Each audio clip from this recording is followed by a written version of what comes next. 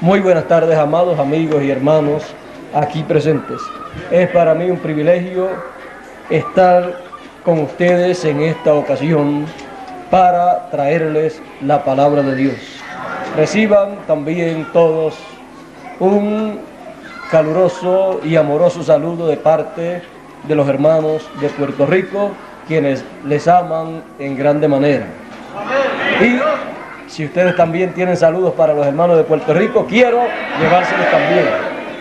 Y si tienen saludos para los hermanos de Guatemala, también les llevaremos saludos allá, ya que estaremos en esta semana en Guatemala.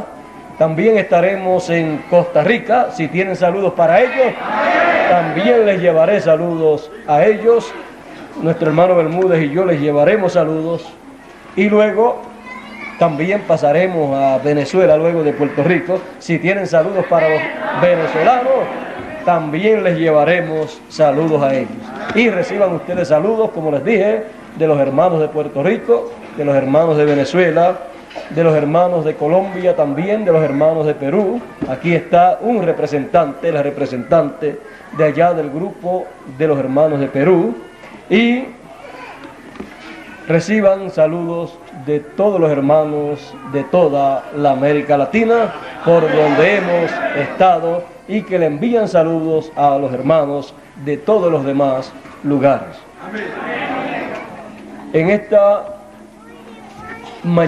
tarde hemos estado escuchando a nuestro amado hermano Bermúdez, quien nos ha traído esa palabra, nos ha hablado esas cosas tan maravillosas y nos ha estimulado espiritualmente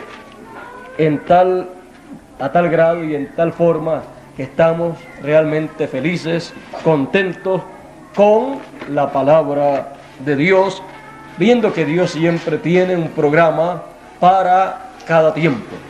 Y para nuestro tiempo, Él tiene un glorioso programa, y a nosotros nos ha tocado la mejor parte del programa de Dios.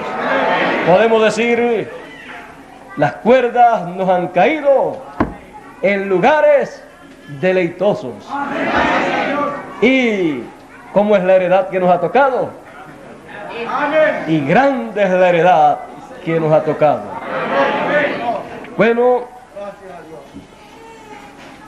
vamos a estar preparados para lo que Dios nos tenga en esta ocasión. Pueden tomar asiento.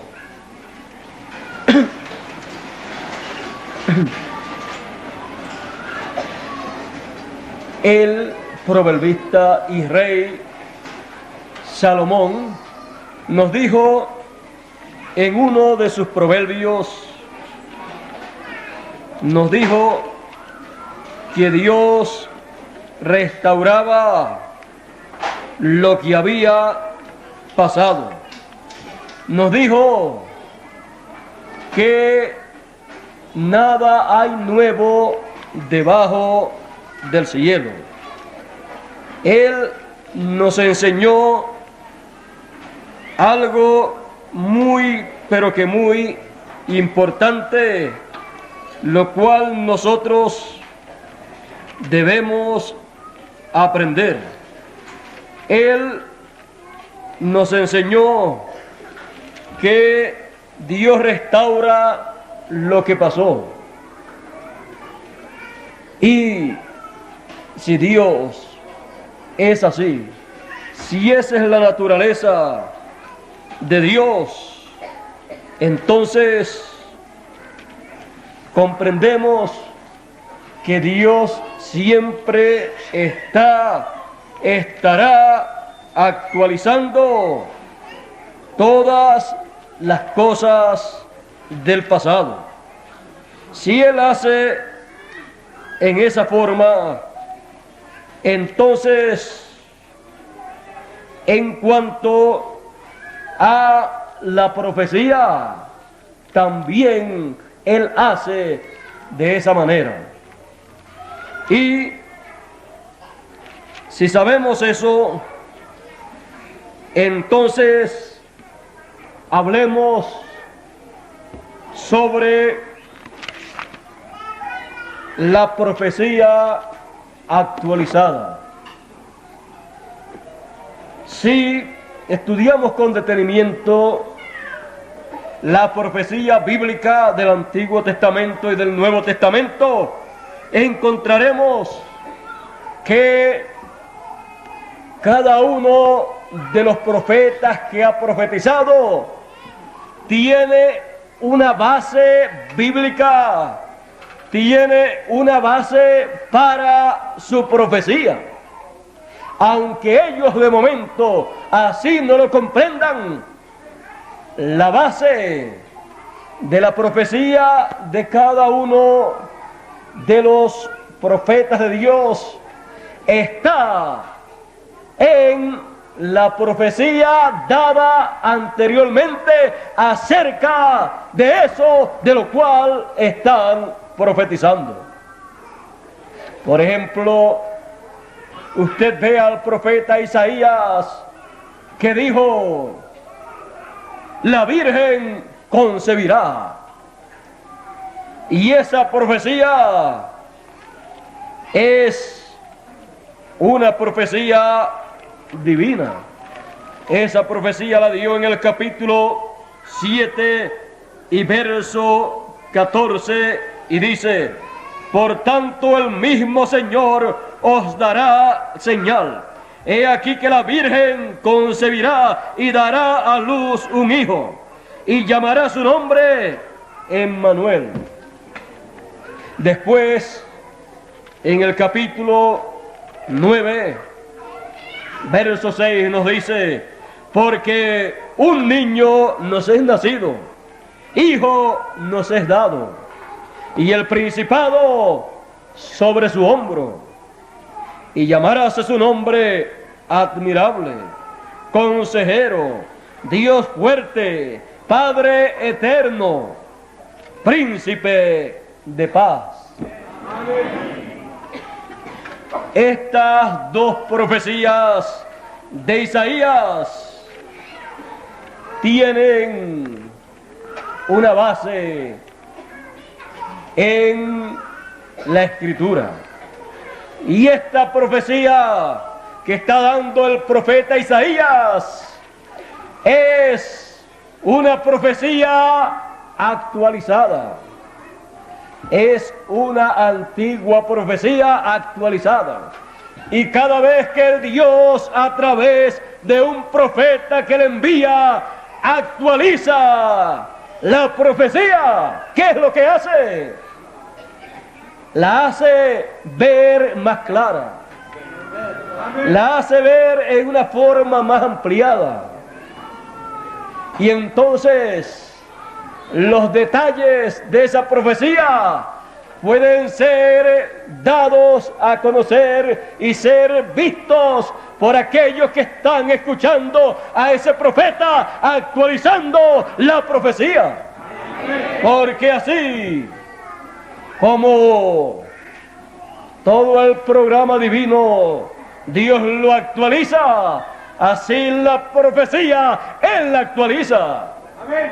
Veamos, el profeta Isaías en su tiempo actualizó la profecía.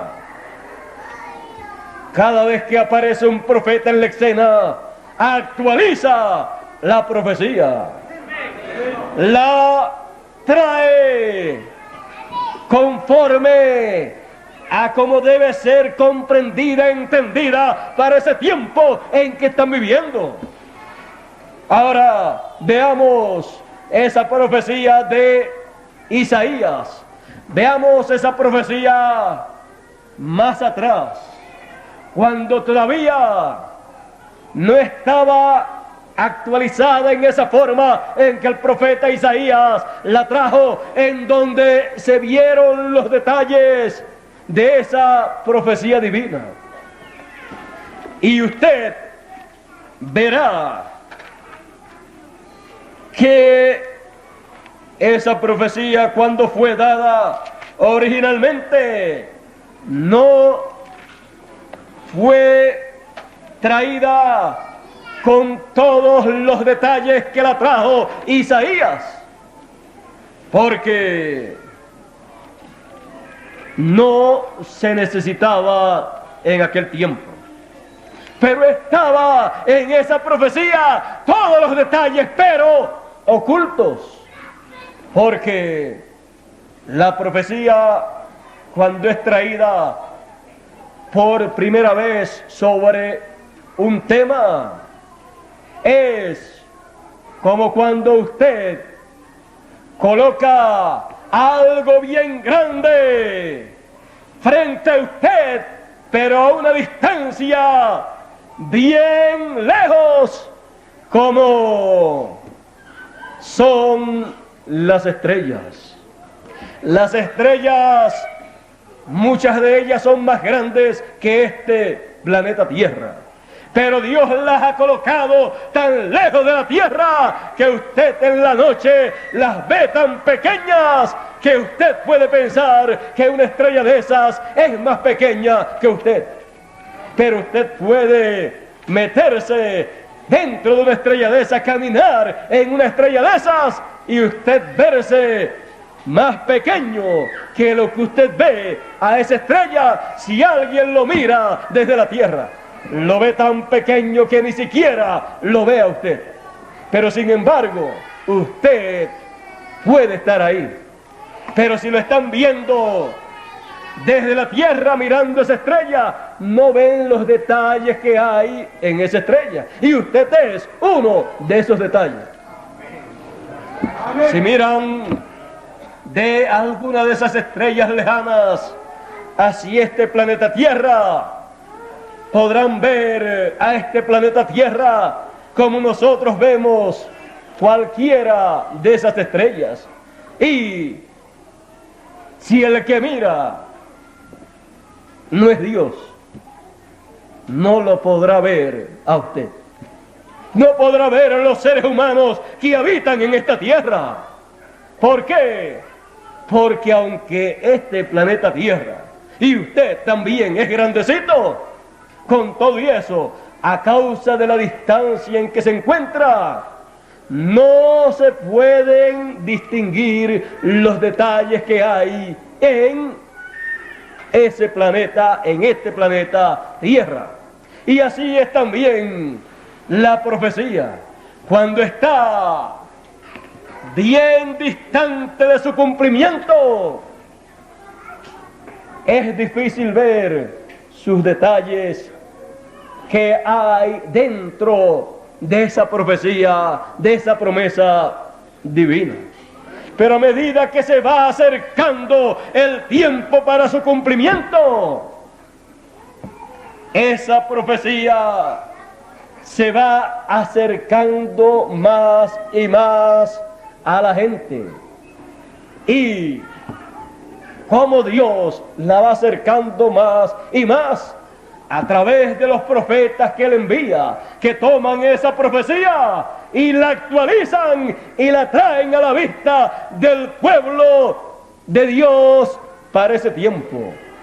Y se la colocan frente a ellos en la distancia que le falta para su cumplimiento.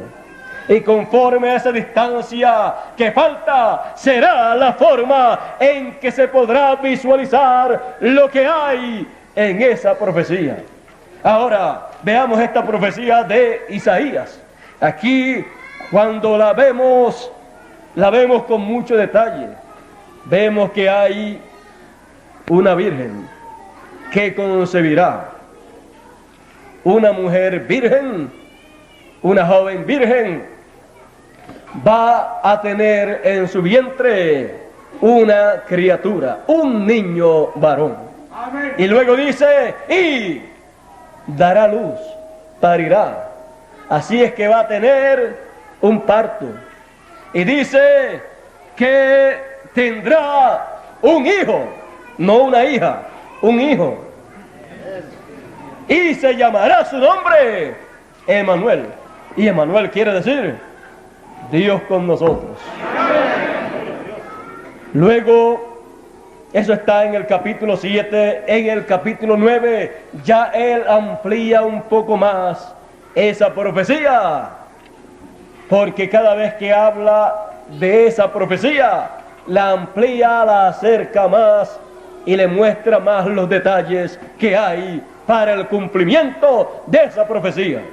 Luego en el capítulo 9 dice: porque un niño nos es nacido. Es que ya la Virgen entonces él la ve como ya habiendo dado a luz. Primero la ve en la primera etapa.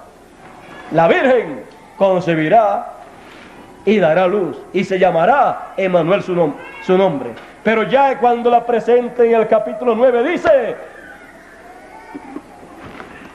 se lo voy a leer aquí: porque un niño nos es nacido. Ya está anunciando que el niño ha nacido. Hijo nos es dado y el principado sobre su hombro, y llamaráse su nombre. ¿Cómo? En el capítulo 7 decía, se llamará su nombre, ¿cómo? Emmanuel. Llamarás su nombre Emmanuel. Y acá dice: y el principado sobre su hombro, llamarás su nombre admirable. Allá decía Emmanuel, y acá dice, se llamará su nombre admirable. Consejero, Dios fuerte, Padre eterno, Príncipe de paz. Así se llamará su nombre, porque esos son los títulos de su nombre. Esos son los títulos divinos que tiene ese hijo, que dice el profeta que nacería.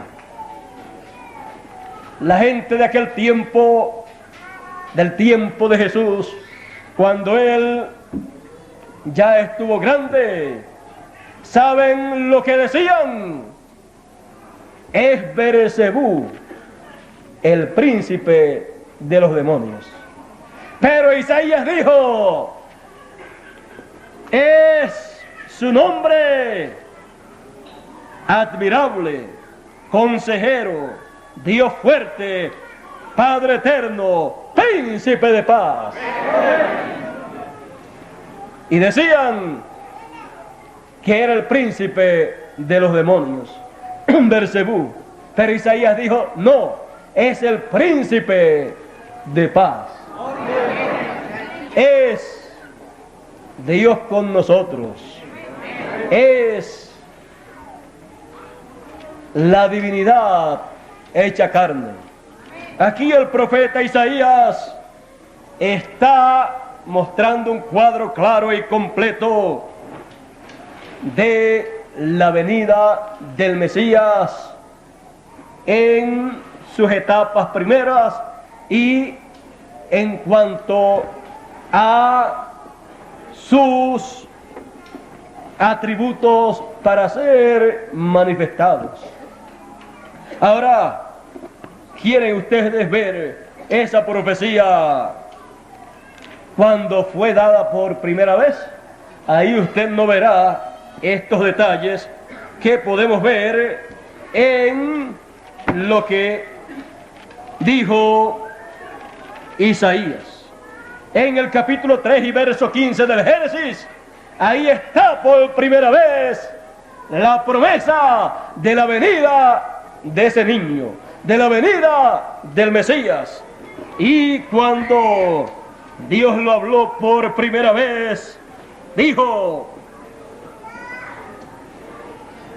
a la serpiente cuando la maldijo, y enemistad pondré entre ti y la mujer, y entre tu simiente y la simiente suya, la simiente de ella. Esta te herirá en la cabeza, y tú le herirás en el calcañar. Ahí está la promesa, la profecía bíblica que Isaías, cientos o miles de años después, amplió actualizó. Pero ya, aquí está. Lo que pasa es que aquí está sin mucho detalle, porque la distancia en tiempo era larga. Faltaban aproximadamente 4000 años para el cumplimiento de esa profecía. Y por eso se veía en esa forma. Pero a medida que se acercaba el cumplimiento del tiempo de esa profecía, cada vez que Dios le daba a alguno de sus profetas para que hablase acerca de la venida del Mesías, ellos actualizaban esta profecía. La profecía que por primera vez es dada, después lo que se hace es actualizarla en cada tiempo, y eso lo hace Dios a través del profeta que Él envíe en ese tiempo para hablar de esa profecía. Ahora sigamos viendo esta profecía siendo cada vez más ampliada. Malaquías, el gran profeta que escribió el último libro del Antiguo Testamento que tenemos, en el capítulo 3 amplió esta profecía. Y miren cómo dice. También Isaías amplió esta profecía en algunos detalles, pero que se los vamos a citar también. Dice el profeta Malaquías, pues ya el tiempo era bien corto. Dice en el capítulo 3, he aquí yo envío mi mensajero, el cual preparará el camino delante de mí. Y luego vendrá a su templo el Señor, a quien vosotros buscáis, y el ángel del pacto, a quien deseáis vosotros. He aquí que viene, ha dicho Jehová de los ejércitos. Amén. Aquí el profeta Malaquías está, ¿qué? Profetizando de la venida del Mesías. Y aquí el profeta Malaquías trae unos detalles que estarán manifestados en la venida del Mesías. Aquí el profeta Malaquías, como también el profeta Isaías, profetizó. Dice que enviará el Señor a su mensajero delante de él. ¿Para qué? Para prepararle el camino, para precursar su primera venida, para tener un pueblo bien apercibido, para que reciba al Señor, al Mesías, en su primera venida. Aquí vemos la profecía mesiánica más ampliada.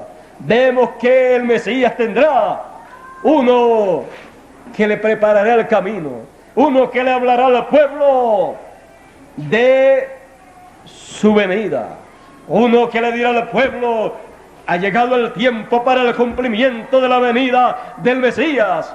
He aquí que Él viene, he aquí que estamos cerca, he aquí que Él enviará su mensajero. Y Juan dijo, allá cuando le preguntaron: ¿tú quién eres?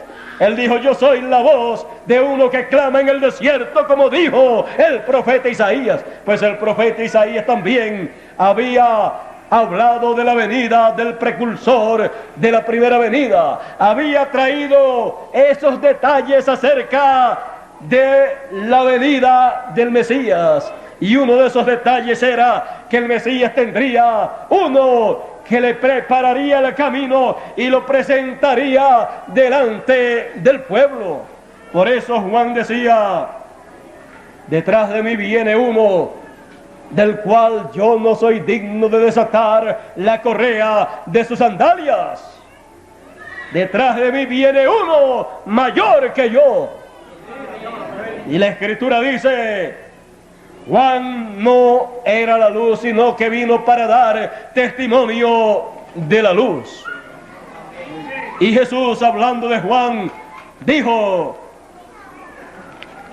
Juan era antorcha que ardía,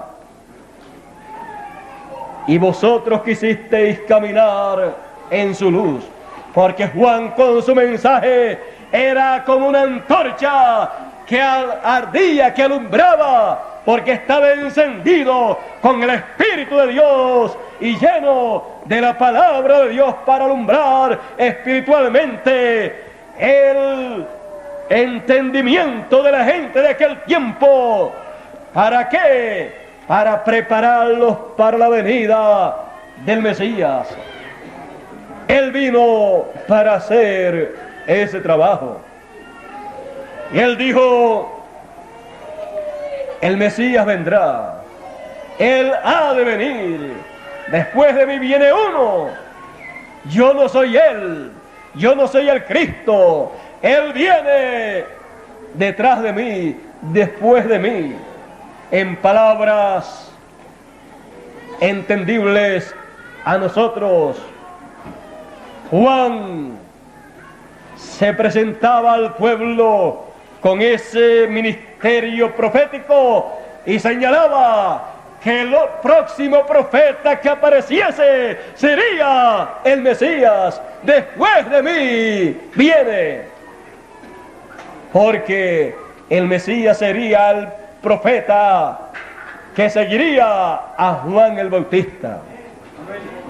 Por eso, cuando le vinieron a decir a Juan el Bautista: mira, el que tú bautizaste y del cual tuviste testimonio, bautiza más gente que tú y le siguen más gente que a ti.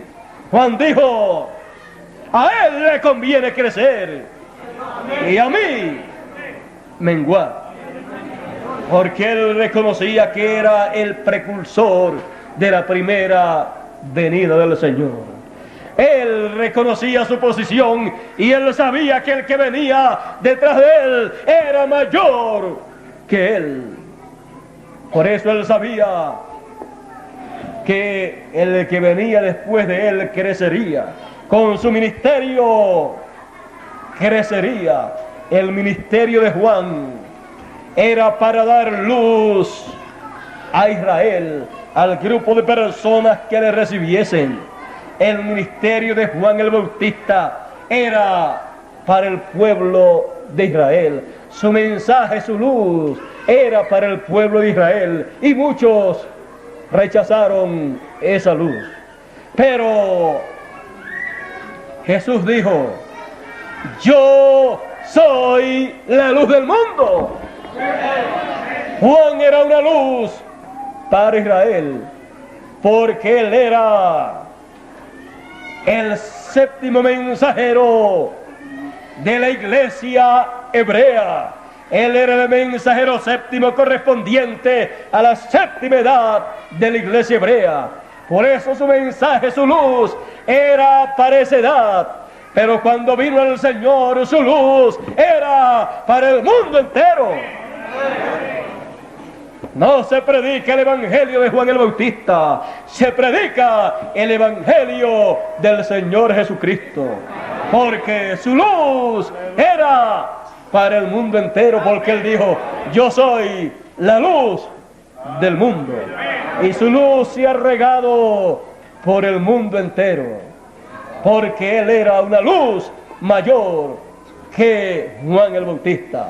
Él dijo: yo tengo mayor testimonio que Juan. Si tenía mayor testimonio, su luz era mayor.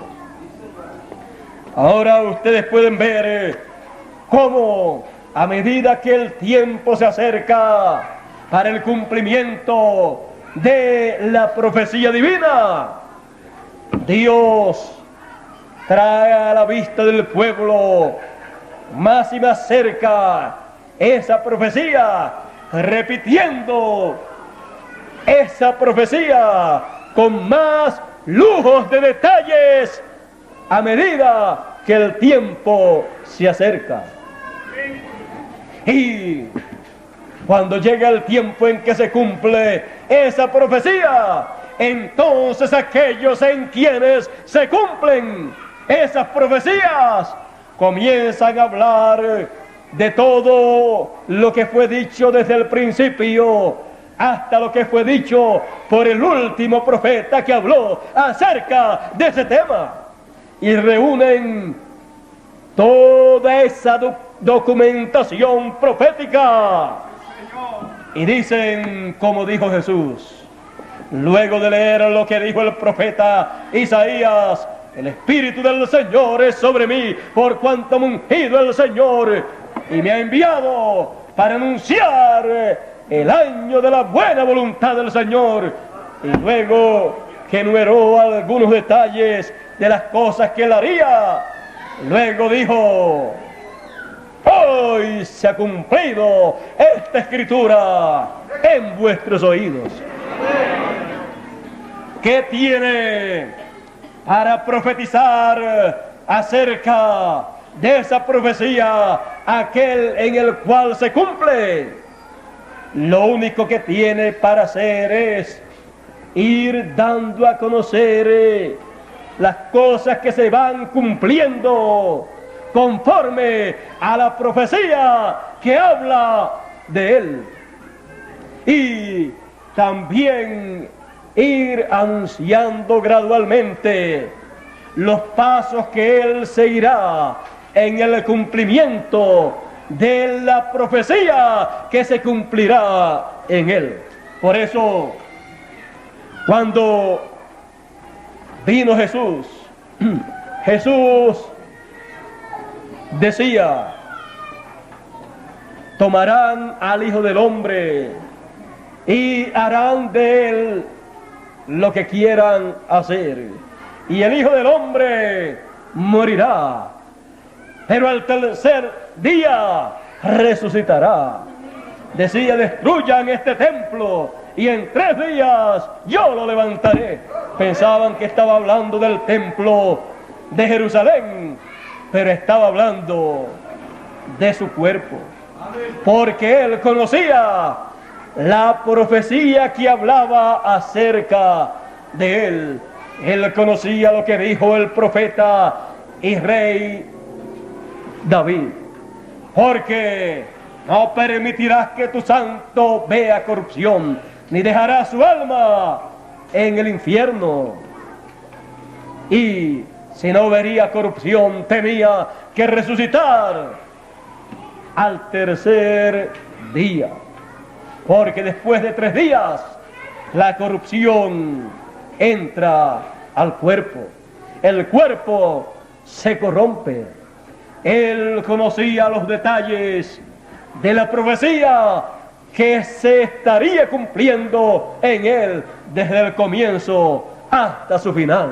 Por eso él, tomando la profecía que fue traída desde el principio y ampliada por todos los demás profetas, él basaba y dirigía sus pasos por la profecía bíblica. Y él, con el cumplimiento de esa profecía, él actualizaba la profecía bíblica en forma materializada, en forma encarnada, en forma cumplida. Por eso él podía decir: hoy se ha cumplido esta escritura. Y cada vez que él cumplía una escritura, él podía decir la misma cosa. Y aún antes de cumplir cada escritura, él podía anunciar lo que él iba a hacer. Por ejemplo, cuando él mandó a buscar un pollino hijo de asna, ¿dónde fue que él lo vio? Lo vio en la profecía bíblica. Y si él lo vio en la profecía bíblica, tenía que aparecer en la escena ese pollino hijo de asna materializado. Tenía que ser hecho realidad. Él sabía que estaba presente ese pollino, porque el tiempo para entrar a Jerusalén había llegado. Él sabía las cosas que acontecerían.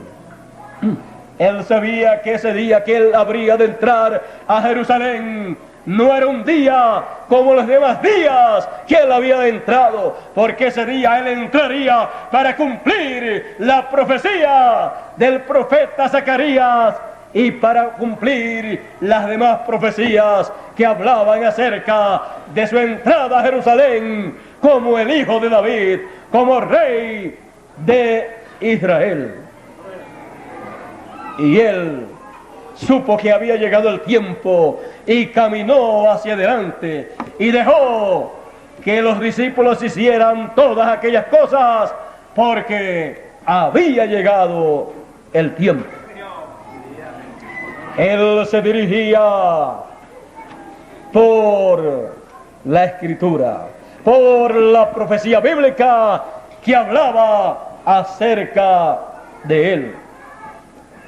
Él vio todo el programa divino en la profecía bíblica.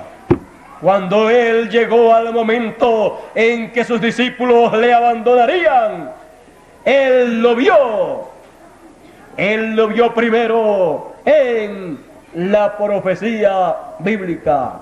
Y fue citada la Escritura: heriré al pastor y las ovejas se desparramarán. Él sabía las cosas que acontecerían porque él se guiaba por la Escritura. Ahora, mirando la profecía actualizada, podemos tener un cuadro más claro de lo que es la profecía bíblica. Usted encontrará siempre que Jesús basaba sus profecías en la Escritura. Cuando él dijo: los pobres heredarán la tierra, usted lo busca en el Antiguo Testamento y usted encontrará que los pobres heredarán la tierra, porque sus enseñanzas eran la palabra de Dios, pero en una forma actualizada. Siempre cuando la Escritura, cuando la palabra, cuando la profecía es actualizada, entonces se ve como se debe ver para ese tiempo. Cuando el profeta Isaías en el capítulo 53 de su libro habló acerca del Mesías, él dijo: ¿quién ha creído a nuestro anuncio? ¿Y sobre quién se ha manifestado el brazo de Jehová? Subirá cual renuevo delante de él, y como raíz de tierra seca. No hay parecer en él, ni hermosura. Verlo hemos, mas sin atractivo para que le deseemos. Despreciado y desechado entre los hombres, varón de dolores, experimentado en quebranto, y como que escondimos de él el rostro. Fue menospreciado y no lo estimamos. Ciertamente llevó él nuestras enfermedades y sufrió nuestros dolores, y nosotros le tuvimos por azotado, por herido de Dios y abatido. Mas él herido fue por nuestras rebeliones, molido por nuestros pecados. El castigo de nuestra paz fue sobre él, y por su llaga fuimos nosotros curados. Sigue enumerando un sinnúmero de cosas que acontecerían en la vida del Mesías. También el gran profeta y rey David dijo de la siguiente manera: en el capítulo 22. Dios mío, ¿por qué me has desamparado? ¿Por qué estás lejos de mí? ¿Por qué estás lejos de mi salud y de las palabras de mi clamor? Dios mío, clamo de día y no oyes, y de noche y no hay para mí, y de noche y no hay para mí silencio. Tú empero eres santo, tú que habitas entre las alabanzas de Israel.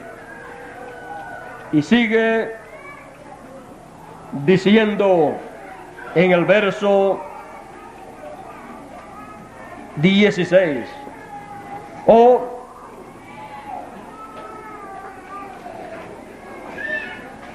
vamos a leer. Abrieron, verso 13 en adelante, abrieron sobre mí su boca, como león rapante y rugiente.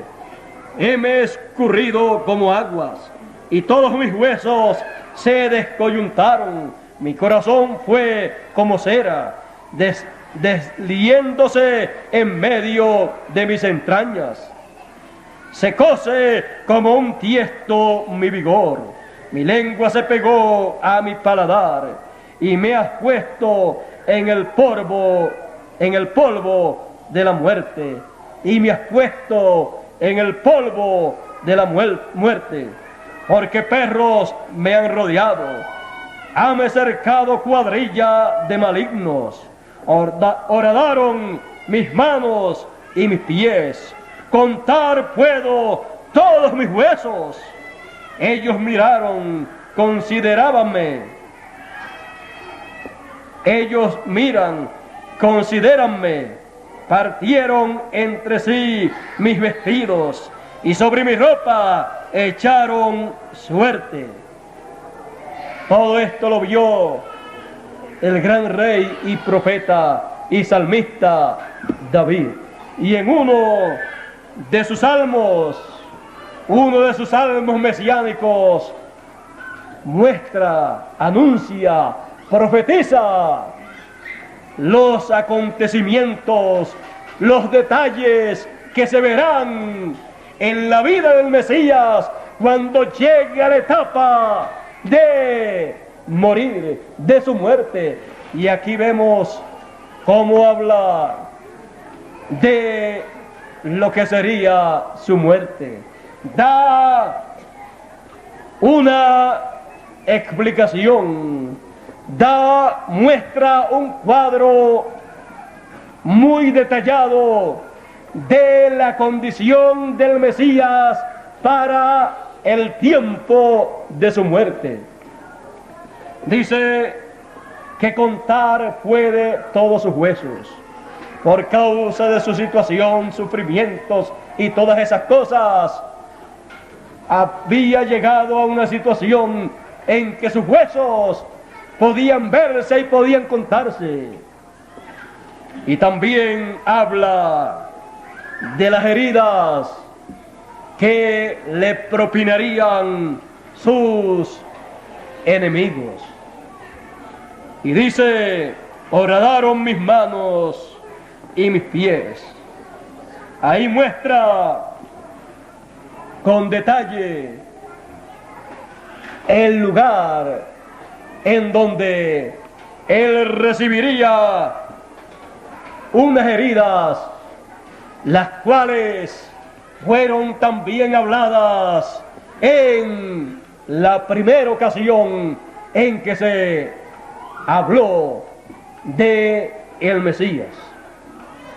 Ahora ya no se dio detalles, pero aquí, como el tiempo estaba más cerca, el profeta y rey David trajo la misma profecía con más detalles.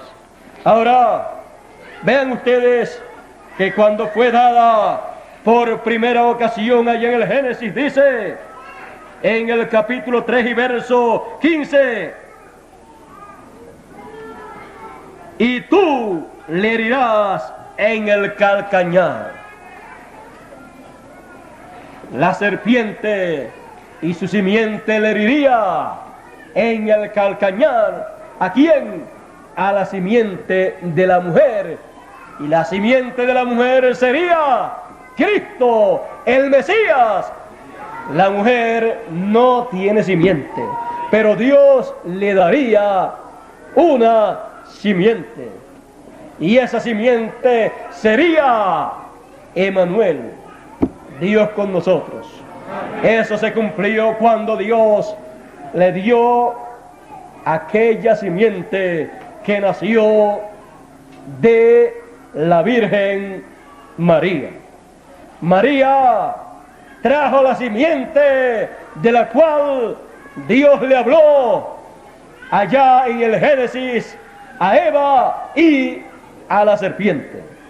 A una mujer le fue dada la promesa y en una mujer se cumplió esa promesa. Ahora, vean ustedes que cuando fue dada esa promesa allá en el Génesis, no dice que sería en una virgen, pero Isaías dice que sería en una virgen. Y comienza Isaías, también el salmista y rey David, a enumerar los detalles de esa profecía. Pero en esta profecía aquí en Génesis están todos esos detalles, pero no se podían ver, porque Dios no los había descubierto. Pero Génesis es la simiente. Ahí está toda la simiente. Ahora, mirando a través de la profecía bíblica, nosotros entendemos, nosotros sabemos que para nuestro tiempo hay promesas, profecías grandes y gloriosas para ser cumplidas. Fueron dadas por primera vez y después fueron ampliadas a través de los profetas que hablaron de esas profecías.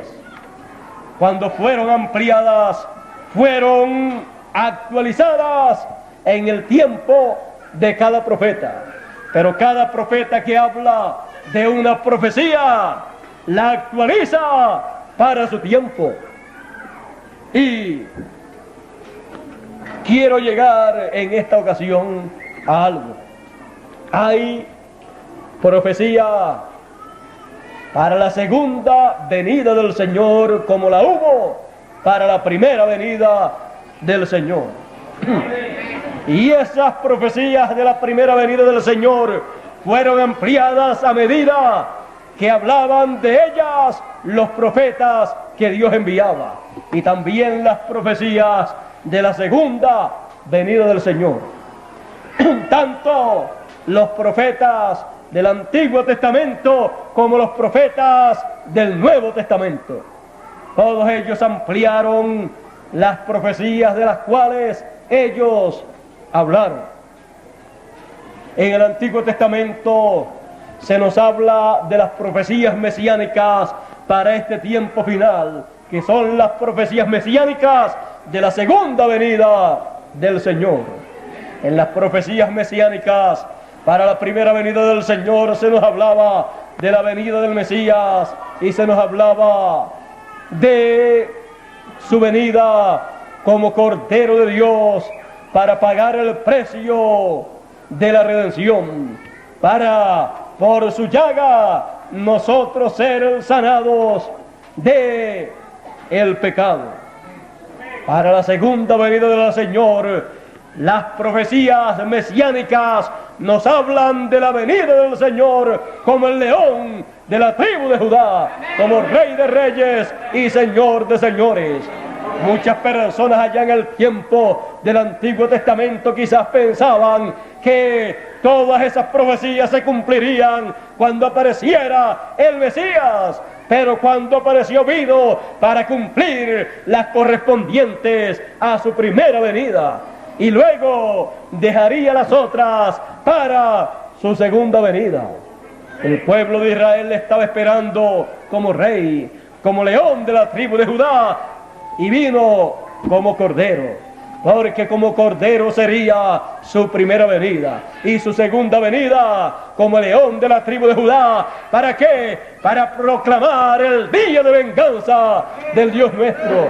Un cordero no puede anunciar, no puede proclamar el día de venganza del Dios nuestro, porque un cordero puede hablar de paz, un cordero puede hablar del año de la buena voluntad del Señor, pero un león siempre usted lo encontrará anunciando peligro, porque cuando el león ruge, ¿quién no temerá?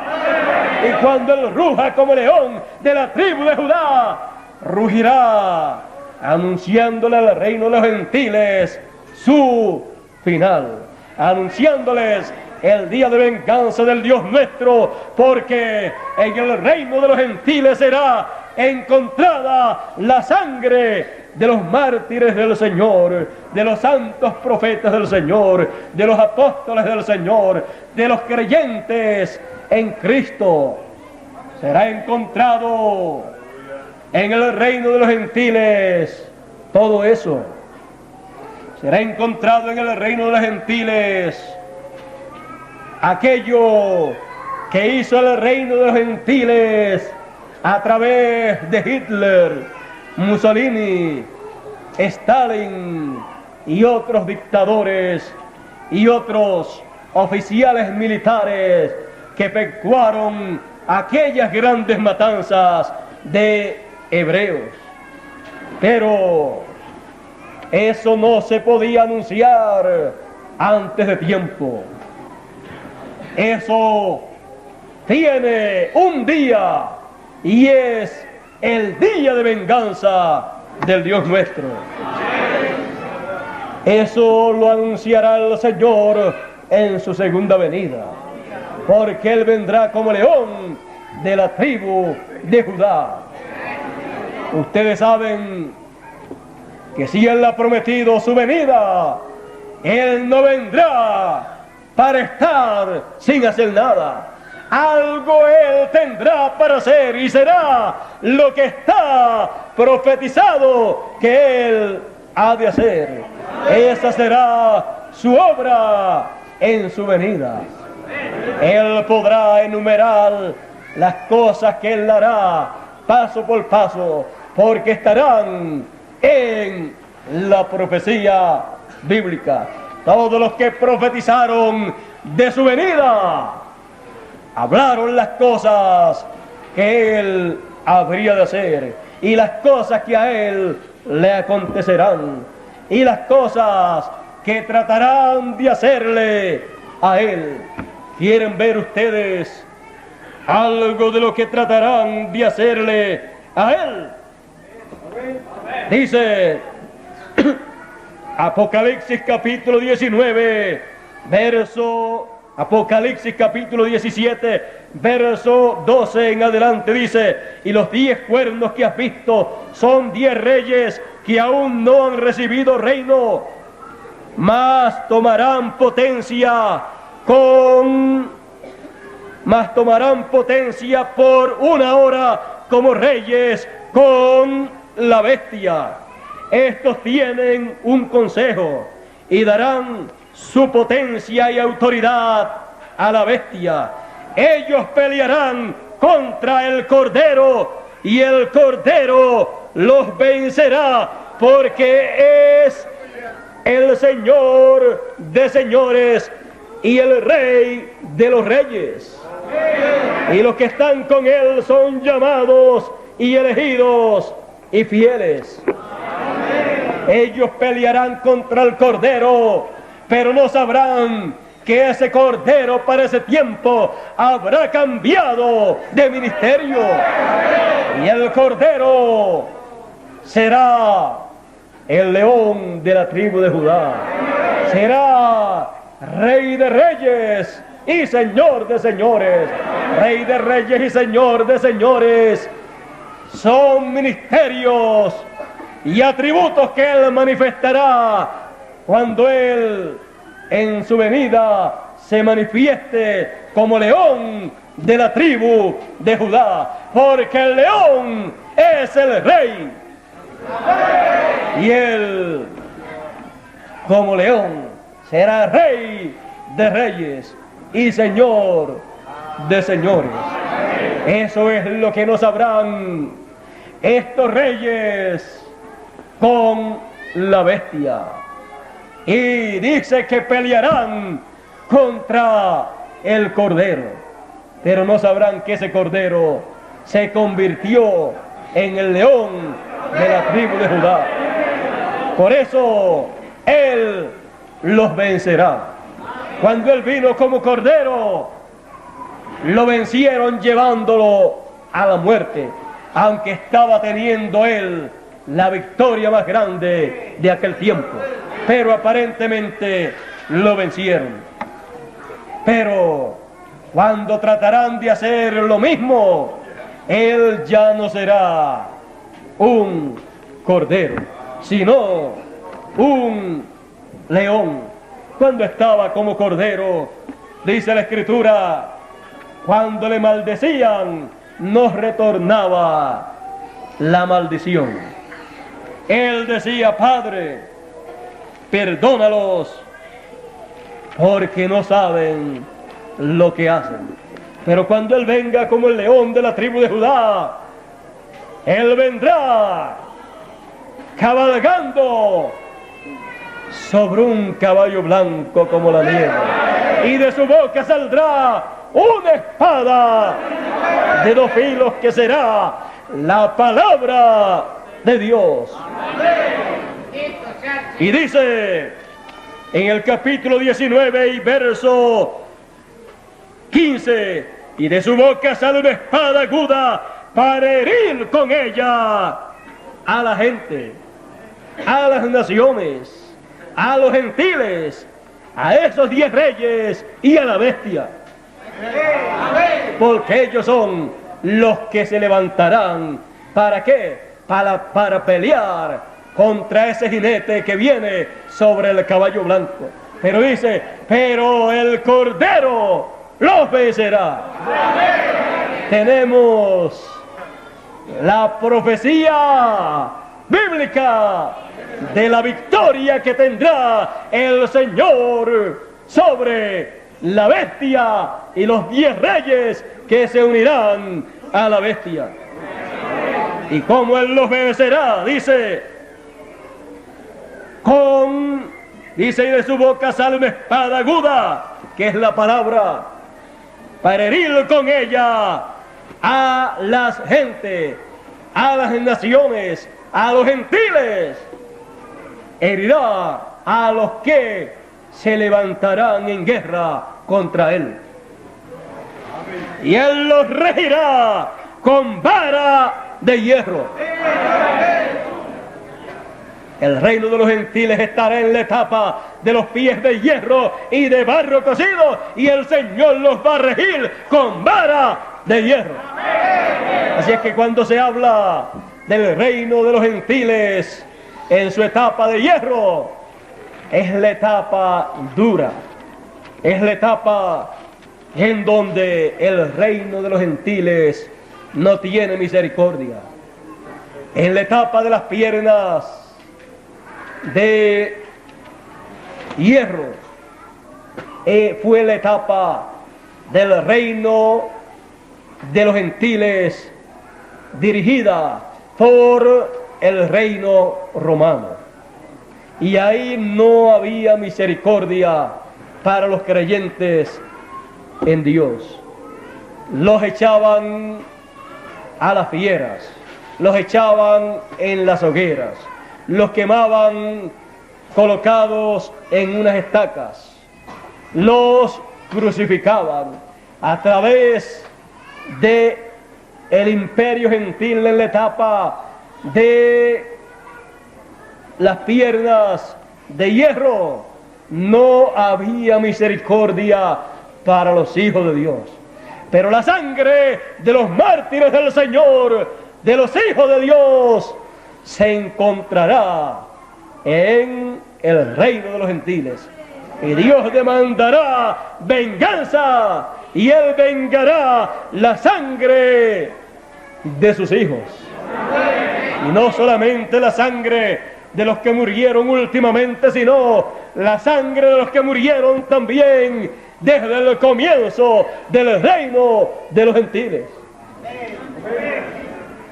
Por eso, como el reino de los gentiles en su etapa de hierro es cruel, es sin misericordia, el Señor no tendrá misericordia del reino de los gentiles, porque la misericordia ya habrá terminado.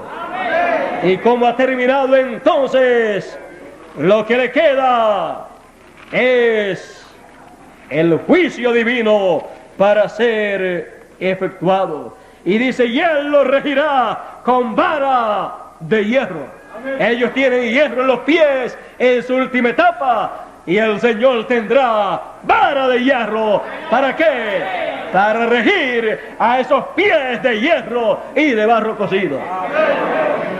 Y se desmoronará esa imagen, esa estatua que vio Nabucodonosor representando el reino de los gentiles. Se desmoronará cuando la piedra no cortada de mano venga, que es la venida del Señor, porque Él es la piedra no cortada de manos, la piedra que los edificadores desecharon. Cuando Él venga, dará en la etapa final del reino de los gentiles, dará en los pies de hierro y de barro cocido, y le proclamará el día de venganza, los herirá con esa palabra, y se cumplirá esa palabra desmoronando el reino de los gentiles. Y dice que el reino de los gentiles se desmoronó, y el viento sopló y se lo llevó como el tamo se lo llevó el viento al reino de los gentiles. Y dice, y la piedra que hirió a la imagen en los pies creció, creció y creció y siguió creciendo hasta que se convirtió en un grande monte, en un grande reino. Y ese grande monte es el reino de Dios, que vendrá en forma de una piedra no cortada de manos. Cuando venga esa piedra, ha venido el reino de Dios a la tierra, y se habrá cumplido la promesa del Señor, que será visto el Hijo del Hombre viniendo en el reino de Dios, en la venida del reino de Dios. Así será como comenzará el reino de Dios aquí en la tierra. Vendrá, comenzará como una piedra, pero esa piedrecita, esa piedra seguirá creciendo y seguirá creciendo, y vendrán más piedras, y seguirá creciendo, y vendrán más piedras, y seguirá creciendo, y vendrán más piedras, hasta que se hace un grande monte, un grande reino, porque será el tiempo del Señor recoger todas las piedras que son parte del reino de Dios, a todos los hijos de Dios, a todos los escogidos, y enviará con gran voz de trompeta a sus ángeles para reunir a todos los escogidos, y seguirá creciendo ese monte, y seguirá creciendo, y buscará, llamará a los que están en el paraíso, porque todos los muertos oirán la voz del Hijo del Hombre. Oirán la voz del Hijo del Hombre cuando Él venga con poder y gloria en su reino. Oirán la voz del Hijo del Hombre, y que harán, dice que se levantarán. Los muertos oirán la voz del Hijo del Hombre y despertarán. En ese tiempo se levantará el arcángel Miguel, ese poderoso arcángel, y juntamente con Gabriel estarán realizando una gran labor aquí en la tierra, y tendrán personas aquí para usarlos.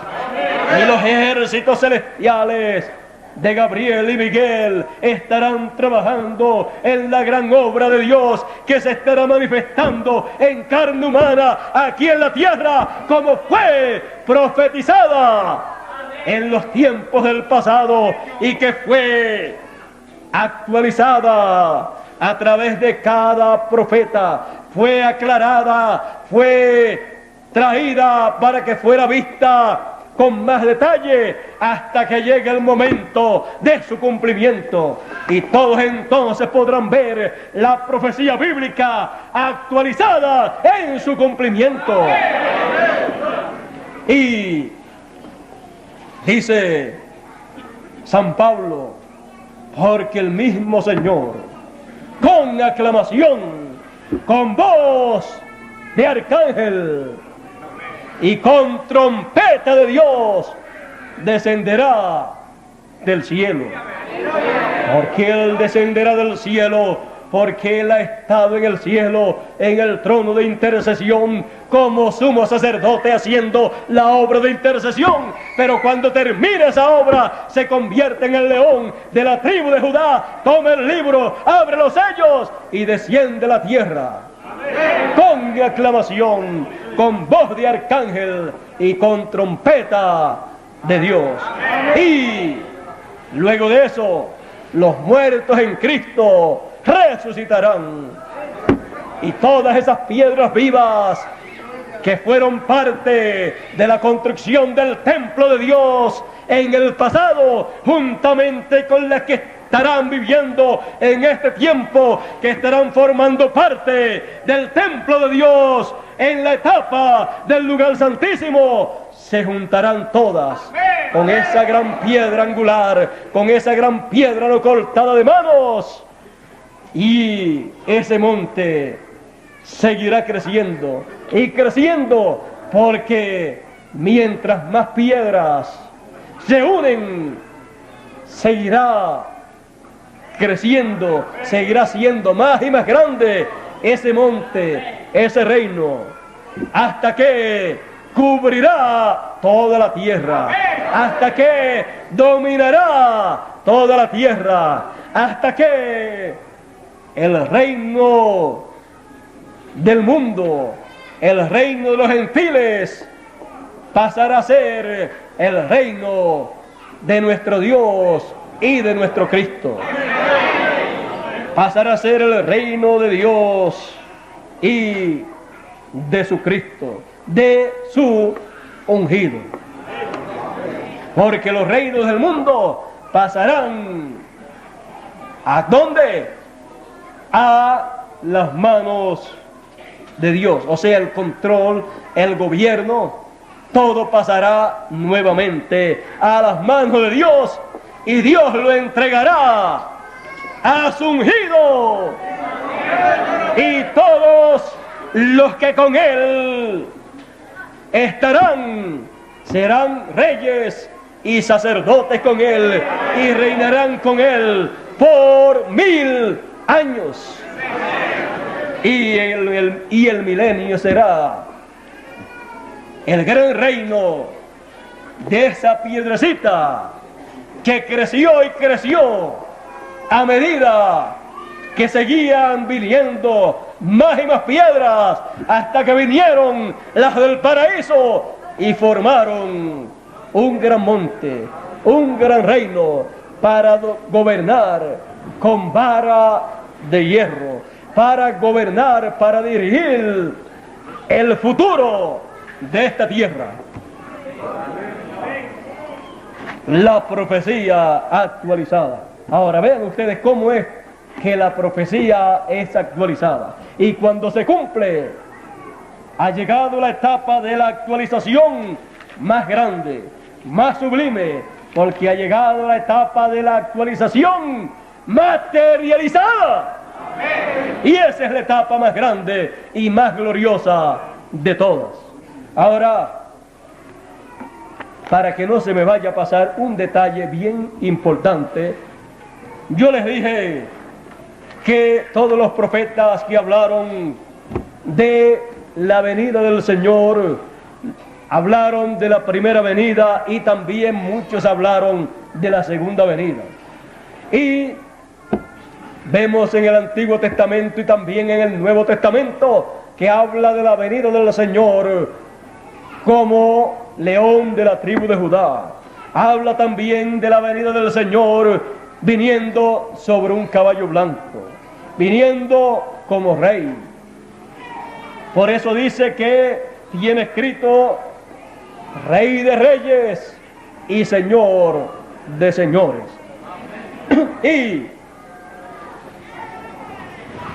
hubo un profeta que partió hace algunos años, partió en el 1965, en el cual estuvo el ministerio del profeta Elías manifestado por cuarta vez.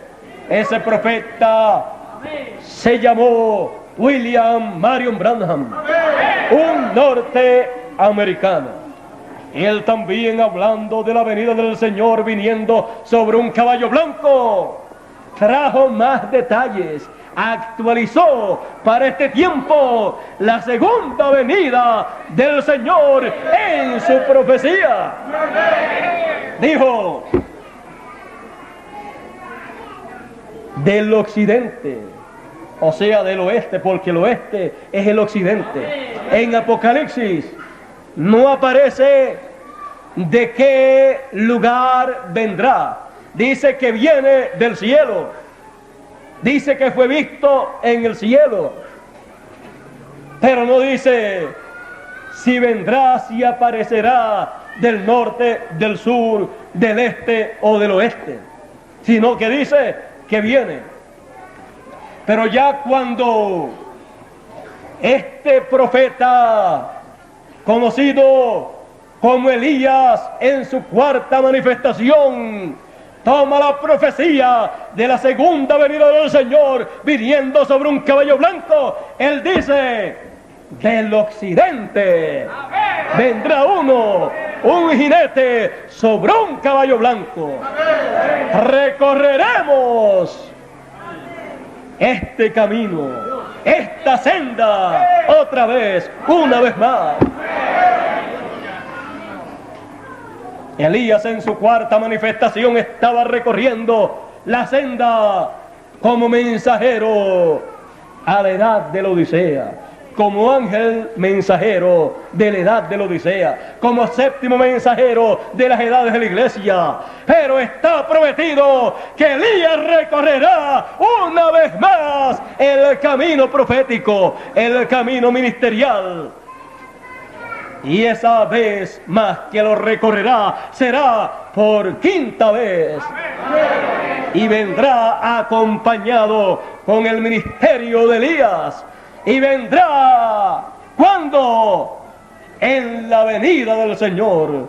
Porque el Señor viene conforme al orden de su venida, como fue mostrado en el monte de la transfiguración. Viene con Moisés y Elías.